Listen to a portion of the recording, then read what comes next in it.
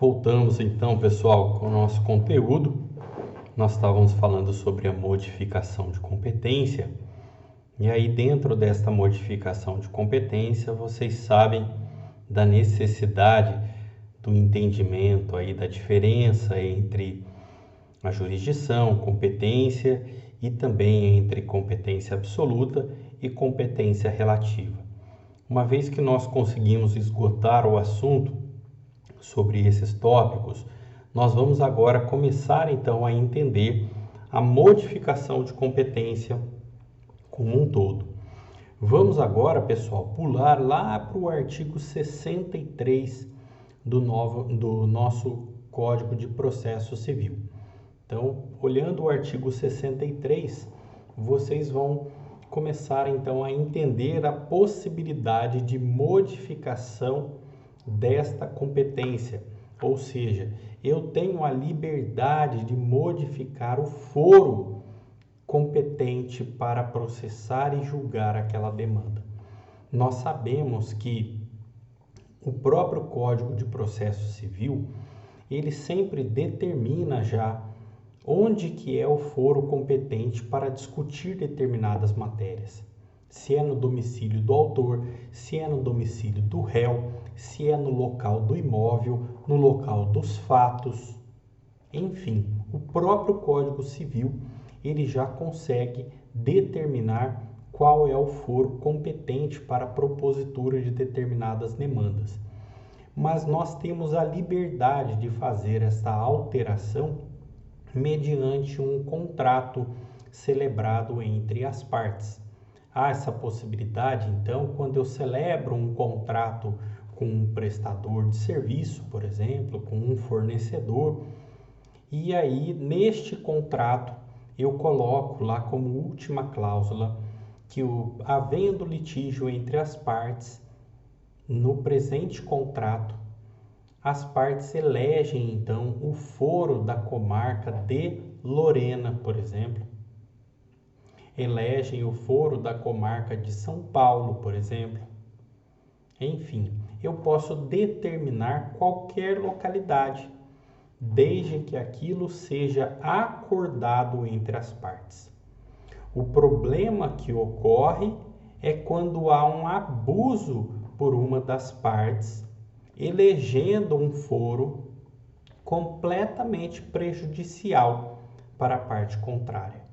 E isso acontece muito naqueles contratos de adesão, né? Onde nós, de repente, compramos determinado produto ou então assinamos determinado serviço, por exemplo, de telefonia, celular ou qualquer outra espécie de prestação de serviço e de repente é eleito um foro, por exemplo, lá da cidade de Florianópolis.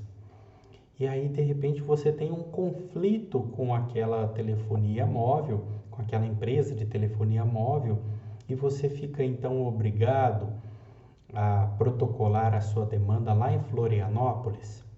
Vejam, isso tem uma natureza prejudicial a fim de proteger então exclusivamente a empresa e trazer então uma dificuldade para aquele consumidor. Então, diante dessa situação, o nosso poder judiciário ele não aceita esta eleição de foro. Tá legal? Então vamos lá dar uma olhada no artigo 63 caput do nosso CPC, em que ele tem a seguinte leitura. Vamos fazer uma leitura do artigo 63 caput. As partes podem modificar a competência em razão do valor e do território, elegendo o foro onde será proposta a ação oriunda de direitos e obrigações. Então vejam, há esta possibilidade de modificar o foro de acordo com a vontade das partes. Mas o que nós devemos sempre tomar como precaução é se essa modificação ela não foi colocada de forma proposital a fim de proteger apenas uma das partes. Tá legal? Então nós temos como cláusula abusiva essas situações de quando no momento da celebração do contrato, né, a parte contratante não for possibilitado, por exemplo, o compreendimento suficiente dos sentidos e das consequências daquele contrato. Ou então, dificultar ou inviabilizar o acesso ao judiciário. Ou então, for estipulado em contrato de adesão obrigatória.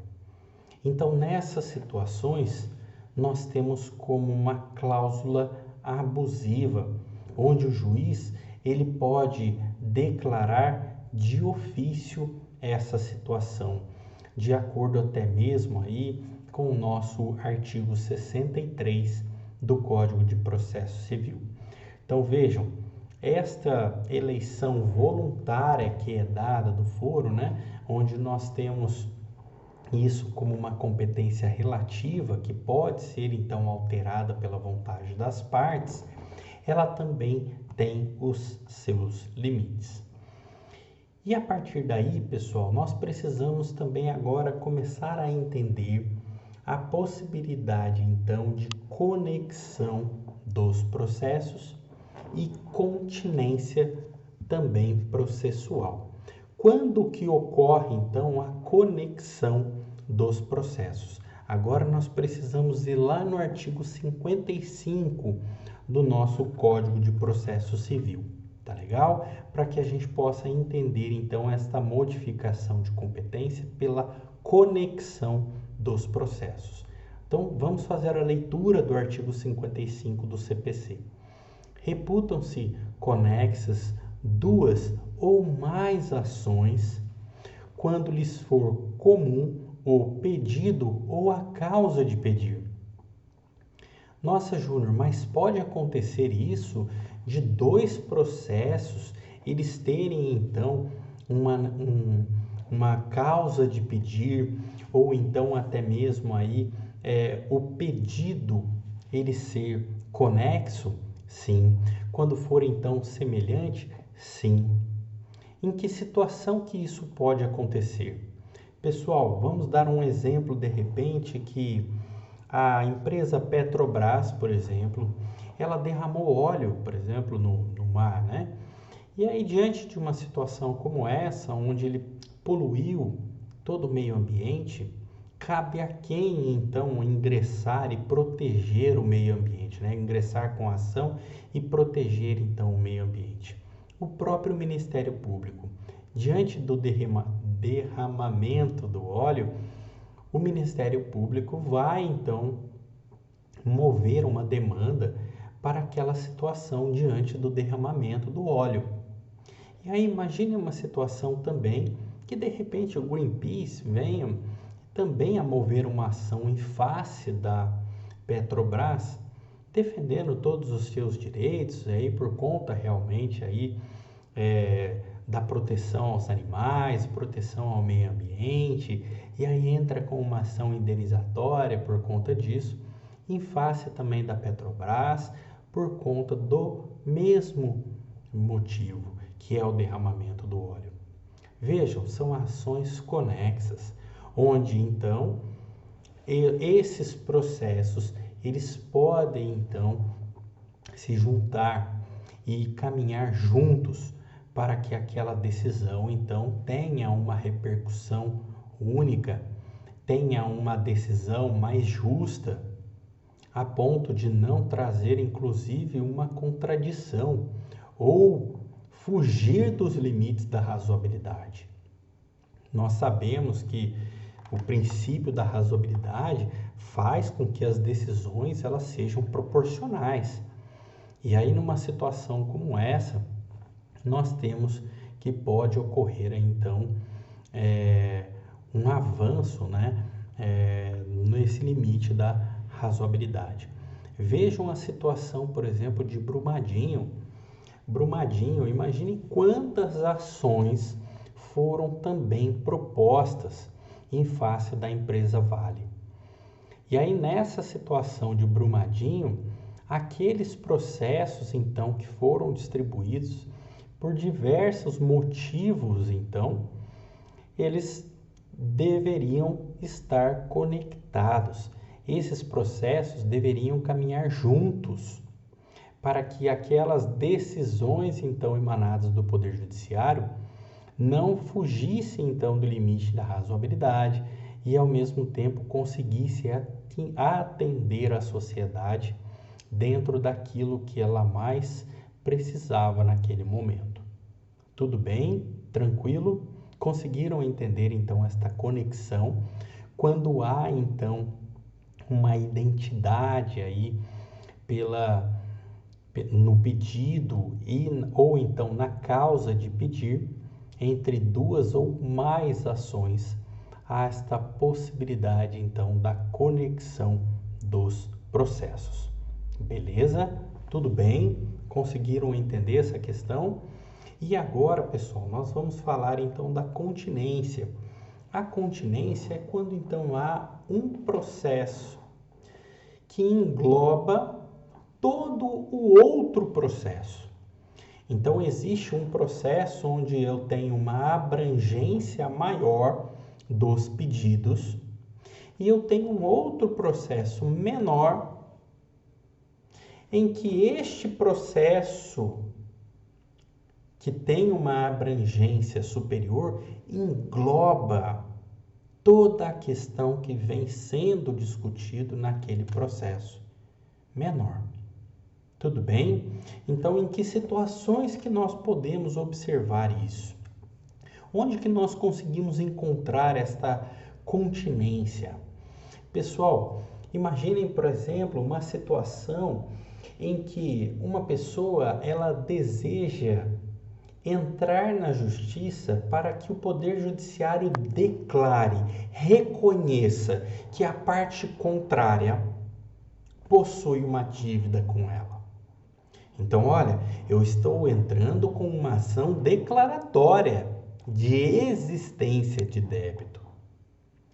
E aí, no momento que eu proponho esta ação declaratória de reconhecimento daquela dívida, o Poder Judiciário vai apenas dizer, olha, eu reconheço que esta dívida, ela existe. Até aí tudo bem. Eu estou entrando apenas com uma ação declaratória.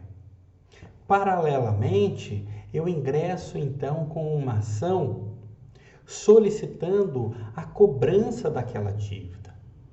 A cobrança daquela dívida. Vejam que nós temos aqui as mesmas partes envolvidas nos dois processos. E eu tenho também uma identidade da causa de pedir. Porém, esta ação declaratória, ela é a primordial. Por quê? Se o Poder Judiciário não reconhece que essa dívida ela existe, você concorda que aquela ação de cobrança, ela perdeu o seu objeto? Ela perde o seu objeto. Eu não tenho como, então, executar ou cobrar aquela dívida, uma vez que o Poder Judiciário não reconheceu a sua existência. Agora, a partir do momento que o Poder Judiciário ele declara que esta dívida ela existe, o que ele pode fazer, então, com esta outra ação, onde, então, eu estou executando, estou cobrando a dívida? Opa! As duas estão sendo movidas em face da mesma pessoa, pelo mesmo autor. E ao mesmo tempo eu tenho a mesma causa de pedir, ou seja, um processo engloba o outro. Então eu posso naturalmente unir esses dois processos para que eles possam então caminhar juntos e aquela decisão ela refletir então nos dois processos. Conseguiram entender? Tranquilo? A diferença que existe aí da conexão e também da continência.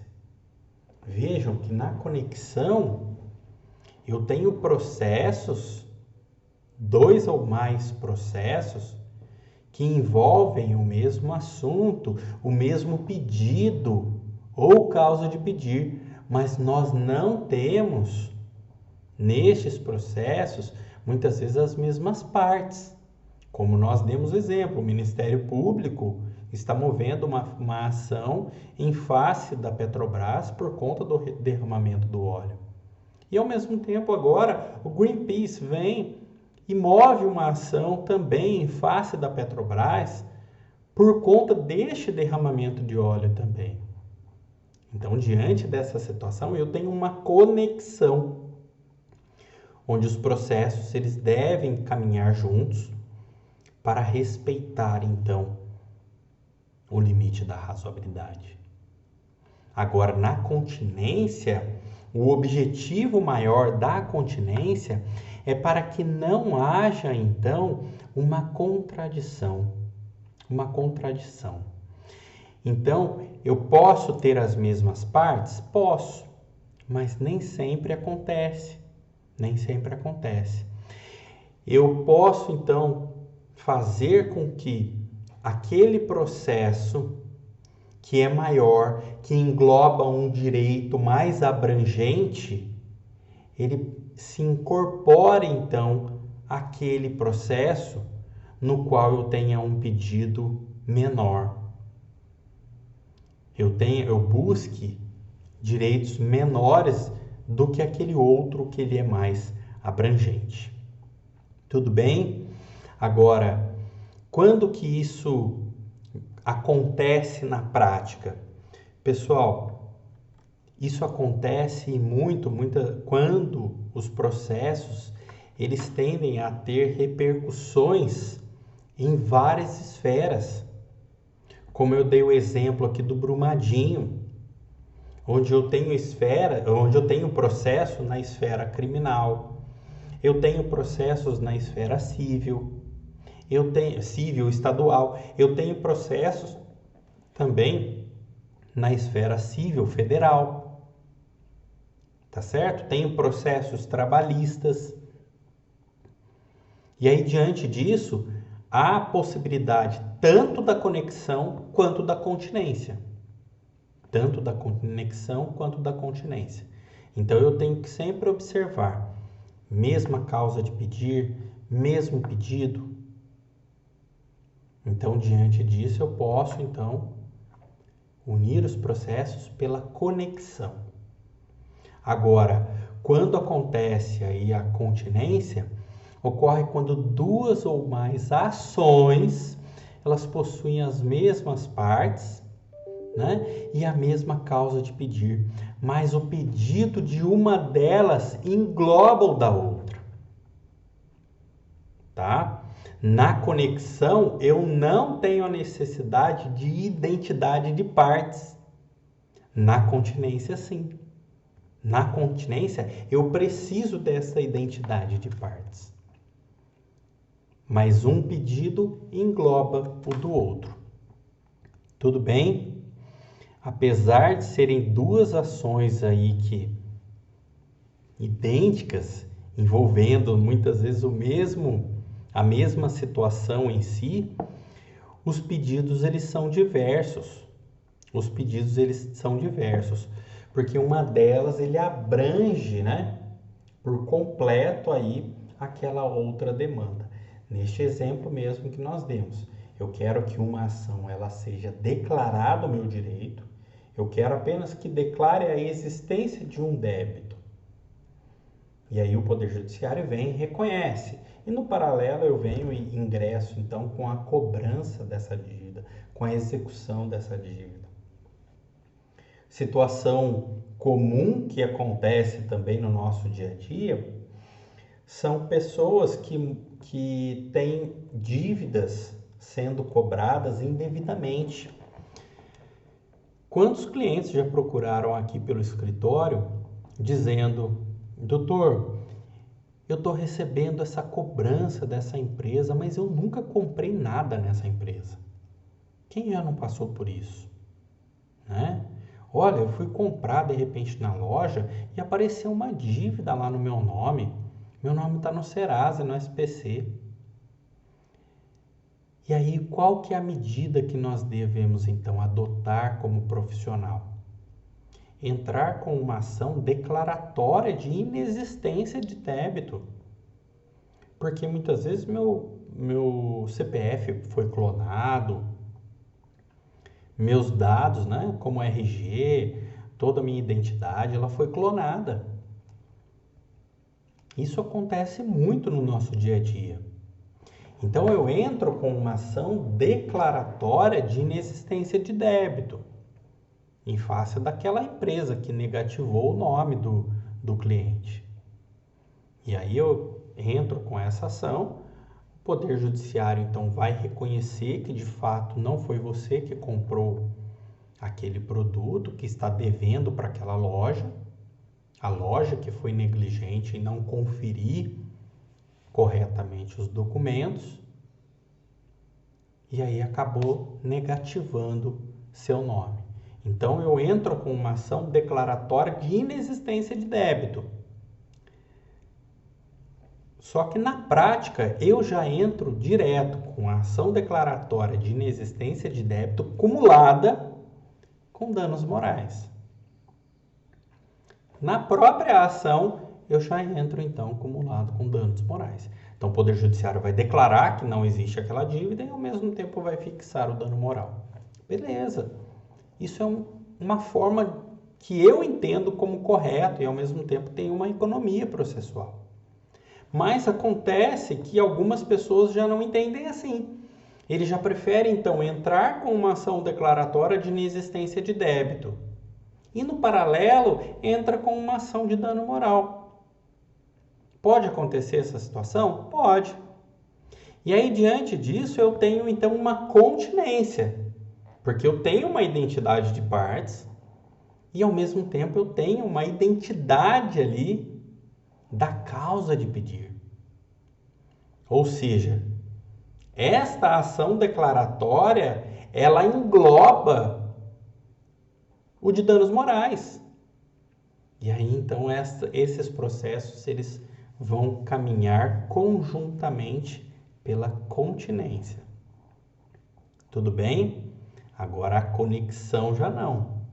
A conexão nem sempre é então eu tenho a identidade de partes. É um requisito ausente na conexão, essa identidade de partes. Mas o pedido e a causa de pedir identificam, né? Como o exemplo que nós estávamos dando aqui do Ministério Público e do Greenpeace. Tá legal? Tudo bem? Conseguiram entender aí a diferença? Isso tudo para a gente poder também tomar um grande cuidado, que tem muita gente que acaba confundindo com litispendência. E a litispendência não é nada disso. Não tem relação nenhuma com a continência, nem mesmo com a conexão. Por quê? Porque a litispendência, na verdade, é uma identidade de partes e de pedidos. Ou seja, eu estou ingressando novamente com uma ação que já foi julgada lá atrás. Então eu não posso discutir o mesmo assunto novamente. Tá vendo que não tem nada a ver com a conexão e nem com a continência? Não tem nada a ver. A litispendência simplesmente são os mesmos autores, o mesmo réu e o mesmo objeto que estou discutindo naquela ação. A mesma causa de pedir, os mesmos pedidos, são idênticos.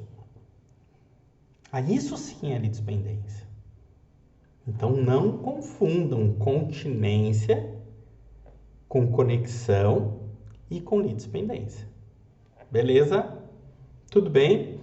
Agora, qual o juiz que vai, de repente, julgar aquela ação?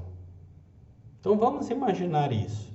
Eu tenho um processo distribuído na primeira vara civil, que é sobre a ação declaratória.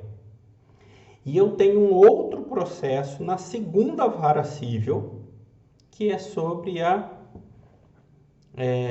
cobrança, a execução daquela dívida. Então vejam, entre entre juiz da mesma competência territorial, quem vai então julgar aquele processo, que vai então unir a ele, é aquele juiz que despachou primeiramente. Quem despachou primeiramente? Foi o juiz da primeira vara ou o juiz da segunda vara? Então eu vou lá no artigo 106 do nosso CPC e observo isso. Ah, foi o juiz aqui da ação declaratória. Então, maravilha. Então aquele juízo então que nós chamamos de juízo provento. Ele que despachou primeiro. Então ele que vai então unir ao processo de cobrança ou de execução e julgar os dois ao mesmo tempo. Tá legal? Tudo bem? Agora, quando ocorrer aí entre juízes essa situação, né? Ocorrer aí da conexão e da continência, ocorrer em competência territorial diferente, o provento será o que realizou a primeira citação válida. Quem que citou validamente a parte contrária primeiro? Então, eu observo no processo quem citou primeiramente. Ah, foi o juiz do processo, então, lá do Greenpeace. Legal. Então, aquele processo lá do Ministério Público vai se unir, então, a este processo do Greenpeace. Tá legal? Então, façam a leitura lá do artigo 106 e o artigo 219 do nosso CPC. Tudo bem? Então, fica a tarefinha aí para vocês também acompanharem este estudo que nós estamos falando agora, né, da conexão e da continência. Observem lá o artigo 103 do nosso CPC, 106 e o artigo 219. Tá legal? Tudo bem?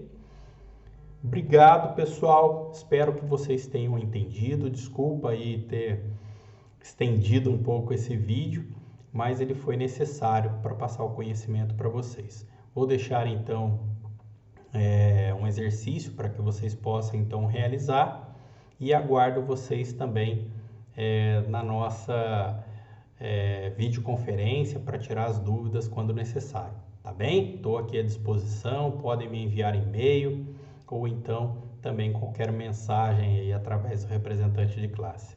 Obrigado, gente. Um abraço. Tchau, tchau.